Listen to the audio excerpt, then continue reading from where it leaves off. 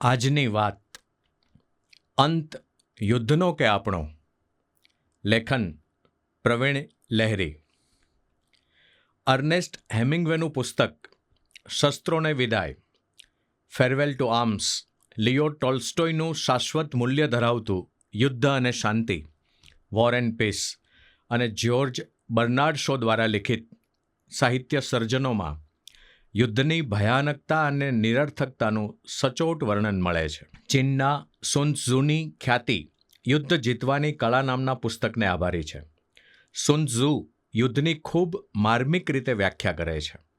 એ કહે છે, યુદ્ધની સૌથી ઉચ્ચ કળા એ છે કે જેમાં લડાઈ કર્યા વિના જ તમે દુશ્મન પર વિજય મેળવો.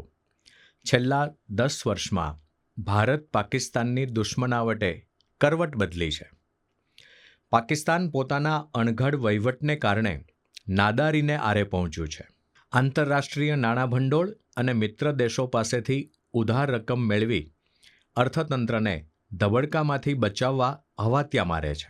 સામે પક્ષે ભારત વિશ્વમાં સૌથી વધારે વૃદ્ધિ દર ધરાવતો દેશ છે. પાકિસ્તાન પાસે વિદેશી દેવું ચૂકવવા માટે વિદેશી મુદ્રા નથી, ત્યારે ભારત પાસે 700 અબજ US$નો વિદેશી મુદ્રાનો ભંડાર ભર્યો છે. યુદ્ધની જીતની સુન ત્ઝુએ જે સર્વોત્તમ વ્યૂહરચના કરી છે તેનો ભારતે સફળ અમલ કર્યો છે.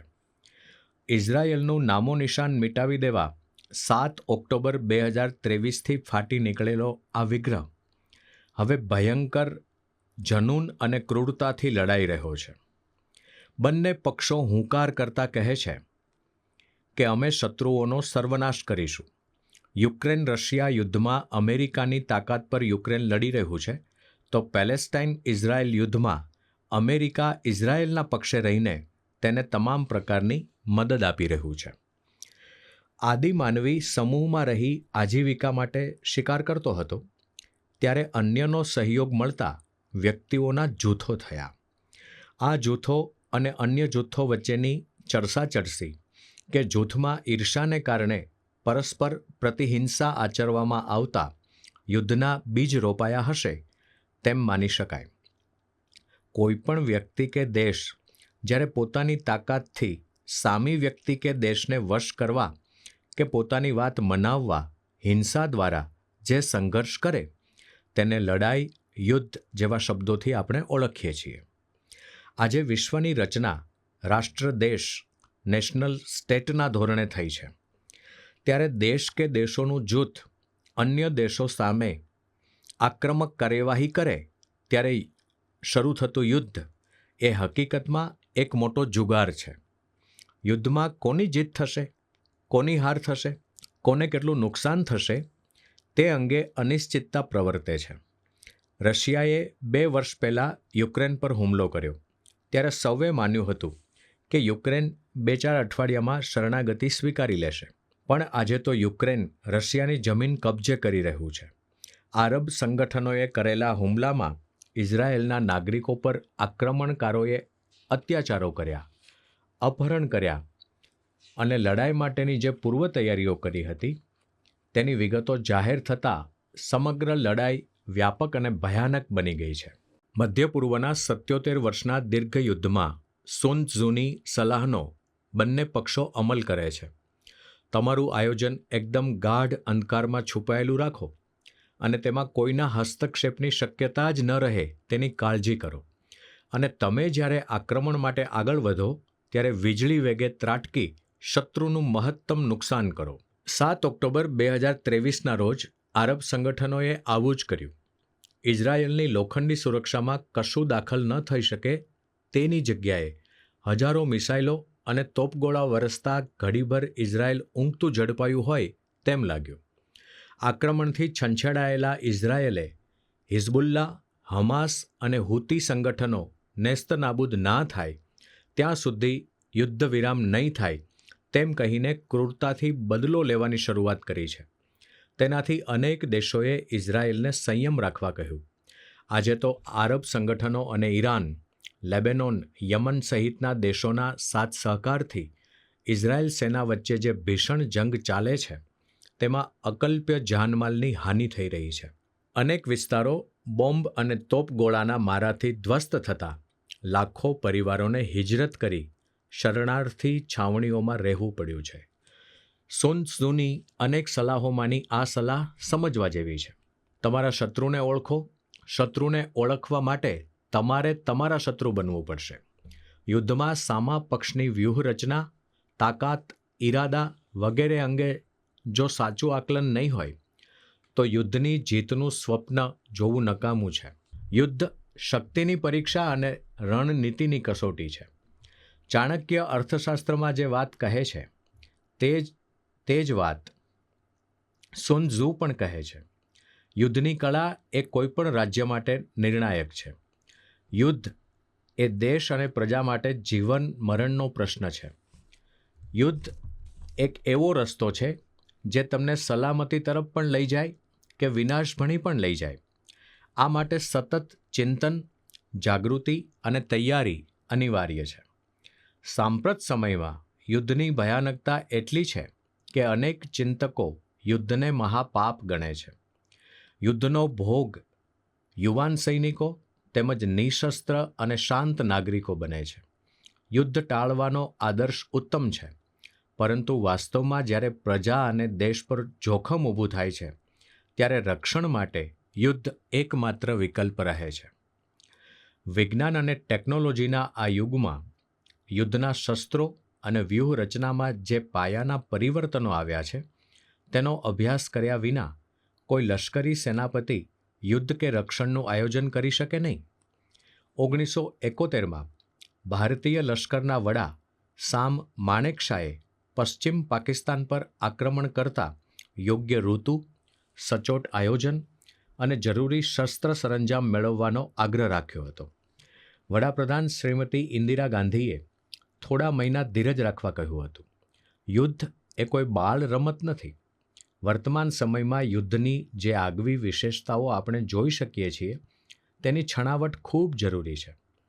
એકંદરે 7 વિશેષતાઓને ધ્યાનમાં લઈએ તો આપણને સમજાય છે કે યુદ્ધનો જો આપણે અંત નહીં લાવીએ તો યુદ્ધ આપણો અંત લાવી શકે તેવી સંભાવના નકારી શકાય તેમ નથી.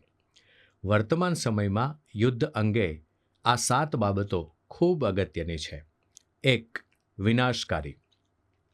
અગાઉના યુદ્ધો વ્યક્તિગત હથિયારોના ઉપયોગથી લડાતા હતા. ત્યારે યોદ્ધાની શક્તિ અને શૌર્ય મહત્વના હતા. બંદૂકો, તોપ, રણગાડી જેવા શસ્ત્રોની ઘાતકતા વધી અને તેના ઉપયોગમાં કૌશલ્ય મહત્વનું બન્યું.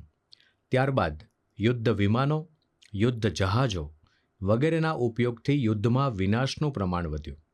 હવે વિમાનો, જહાજો ઉપરાંત મિસાઇલો, ડ્રોન વગેરેના ઉપયોગથી યુદ્ધો ખૂબ વિનાશકારી બન્યા છે. અનેક શહેરો અને સમગ્ર વિસ્તાર આંખના પલકારામાં ખંડેર બની જતા આપણે વોટ્સએપ પર નિહાળીએ છીએ. જે લોકો આ વિનાશનો પ્રત્યક્ષ અનુભવ કરે છે તેના માટે યુદ્ધની ભયાનકતા હતપ્રભ કરનારી છે. 2. લક્ષ્યવેધી. યુદ્ધમાં વપરાતા આધુનિક શસ્ત્રો વ્યાપક વિનાશ વેરે છે અને તેની સાથે જરૂર જણાય ત્યાં ખૂબ ચોકસાઈથી આ શસ્ત્રો પોતાના લક્ષ્યને વિંધે છે. જો કે આ માટે ઉપગ્રહ અને કોમ્પ્યુટર આધારિત સચોટ માહિતીના આધારે વ્યૂહરચના નક્કી થાય છે. સદ્દામ હુસૈનને પકડવામાં, બિન લાદેનને મારવામાં અને હિઝબુલ્લાના ટોચના કમાન્ડરોને 60 ફૂટ ઊંચી બંકરોમાં મારી નાખવાની ક્ષમતા જોઈએ ત્યારે લાગે કે ટેકનોલોજી અશક્ય લાગતી બાબતોને શક્ય બનાવે છે. અર્જુને જેમ મત્સ્યવેદ કર્યો હતો તેવી ચોકસાઈ અને ચીવટ આજે ટેકનોલોજીએ યુદ્ધમાં ઉપલબ્ધ કરાવ્યા છે. 3. જાસૂસી. સચોટ માહિતી. યુદ્ધમાં વિજય માટે સૌથી મહત્વની બાબત હોય તો જાસૂસી દ્વારા મેળવાતી સચોટ માહિતી વ્યૂહરચનાને અસરકારક બનાવે છે. દરેક યુદ્ધની સાથે અને તે અગાઉ દરેક દેશ સંભવિત શત્રુ દેશની રજેરજ માહિતી તો મેળવે છે, પણ તેની સાથોસાથ અન્ય દેશોના મહત્વના માણસોને પ્રલોભન આપીને પોતાના પક્ષે રાખે છે. અનેક જાસૂસો બંને બાજુ જાસૂસી એટલે કે ક્રોસ સ્પાઇંગ કરે છે. તાજેતરમાં એક સમાચાર મુજબ ઈરાનના જાસૂસી તંત્રનો વડો હકીકતમાં ઇઝરાયેલનો એજન્ટ હતો. આજે સંદેશા વ્યવહારની ક્રાંતિના કારણે દરરોજ અબજો સંદેશા, ચિત્રો, ફિલ્મો, રીલ્સ, વિડીયો વગેરે ઇન્ટરનેટ પર મુકાય છે. આમાંથી પણ પોતાને ઉપયોગી માહિતી મેળવવામાં જાસૂસી તંત્રે પ્રાવીણ્ય કેળવ્યું છે. ડેટા એટલે કે માહિતીનું મહત્ત્વ ખૂબ વધ્યું છે. યુદ્ધ એ શસ્ત્રોથી જ નહીં પણ સુઆયોજિત વ્યૂહથી જ લડાય છે અને જીતાય છે. 4. વ્યૂહરચના.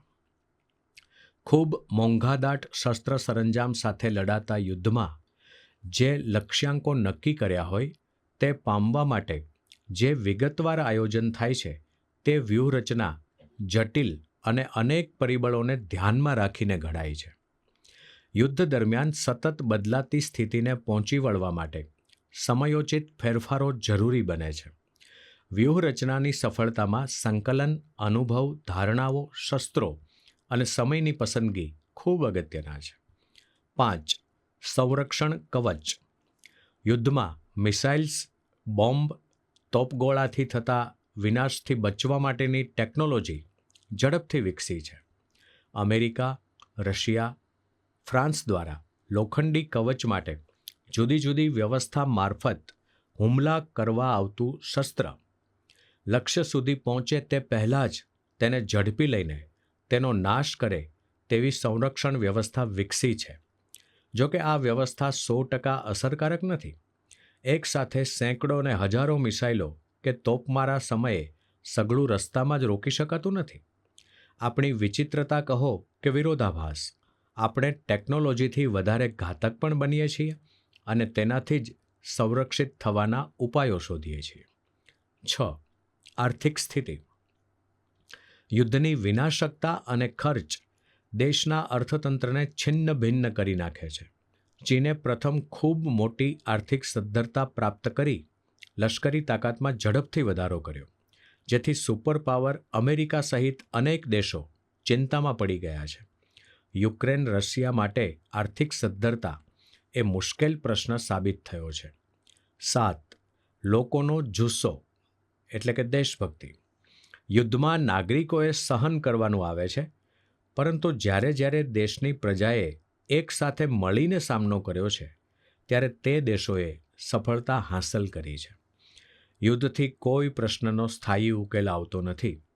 યુદ્ધ એ સૌથી ઓછી પસંદગીનો વિકલ્પ છે, કારણ કે અણુયુદ્ધ કે જૈવિક યુદ્ધ સમગ્ર માનવજાતિનો અંત લાવી શકે તેમ છે.